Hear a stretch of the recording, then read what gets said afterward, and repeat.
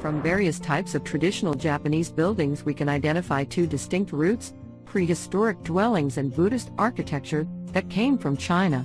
These two architectural currents are both very old, and they finish by influencing each other and creating a mixed style. Despite this mutual influence between Japanese indigenous architecture and that imported from China, some basic concepts remain distinct. Although the influence of Buddhism on the other three types of buildings was considerable, because of its non-Japanese origin, will be left out of this video for the moment. The other types of buildings, shrines, aristocrats' houses and common people's houses, aside from the influence of Buddhist architecture, are believed to derive from prehistoric dwellings. The Shinto shrines and the aristocrats' houses are thought to derive from the Takayuka Jukyo because of their raised plank floors and roof form, while the common people's houses are thought to derive from a different kind of prehistoric dwelling called Tateana Jukyo because of their earth-floored working area and thatched hip roof.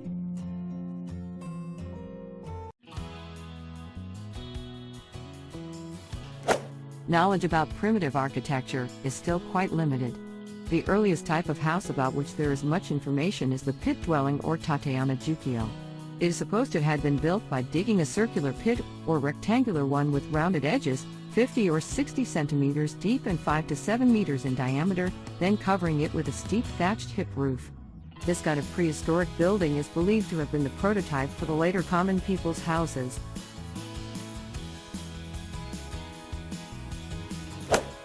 The Ei period brought with it wet rice cultivation and advances in building techniques and the development of a second type of prehistoric building. This kind of building was elevated on posts and had a raised plank floor, Takayuka Jukyo. This raised floor building had a gabled roof and was first used as a storehouse. It is believed to have been the prototype form for aristocrats' houses and Shinto shrines.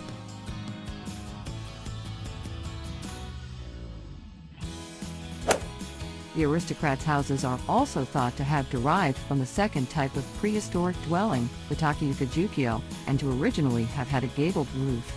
This theory is based on the Dempoto, one of the buildings inside the Horyuji temple complex. The presence of a wood plank floor in the Dempoto betrays its domestic origins, as other temples of the period had floors of packed earth. The Dempoto is believed to be the only residential structure remaining from the Nara period. It was moved to the temple in 739. This is the original Dempoto reconstruction based on the information obtained during the dismantling for repairs. When first built, the structure is thought to have been 5 bays long by 4 wide and was roofed with cypress bark. The present Dempoto is 7 bays long by 4 bays. Another example of a residence from the Nara period is the mansion of Fujiwara no Toyonori, which could be partially reconstructed thanks to a description in a collection of documents entitled Shosoin Manjo. Sakino Masaru thought the mansion to have been 5 bays wide by 3 deep, with an elevated plank floor and no fixed interior partitions, and 2 verandas, hisashi. Though we cannot tell what functions the original Dempoto and Toyonari mansion performed in their respective residential complexes, they clearly presage the development of the Shinden style of the Heian period in their use of both open and closed spaces, elevated plank floors, and unpartitioned central sections. Based on the Dempoto, we can presume that aristocrats' houses had gabled roof. The houses had a main space called the moya, which had no fixed partitions. Instead of dividing the interior of the moya, extra spaces were added in something similar to a veranda, called a hisashi. This system was called Kenmenkiho, and the buildings were classified according to how many bays they had and on how many sides they had a hisashi.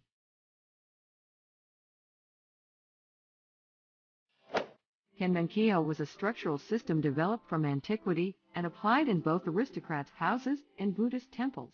The system is based on a standard structure of 1 bay wide for 1 bay deep, which defined the boundary lines of the building's main space, called the moya. This standard structure was fixed in the beam direction, Haryuki usually being 1 bay deep, although in the opposite direction, Tatayuki, it could be infinitely extended by adding more bays.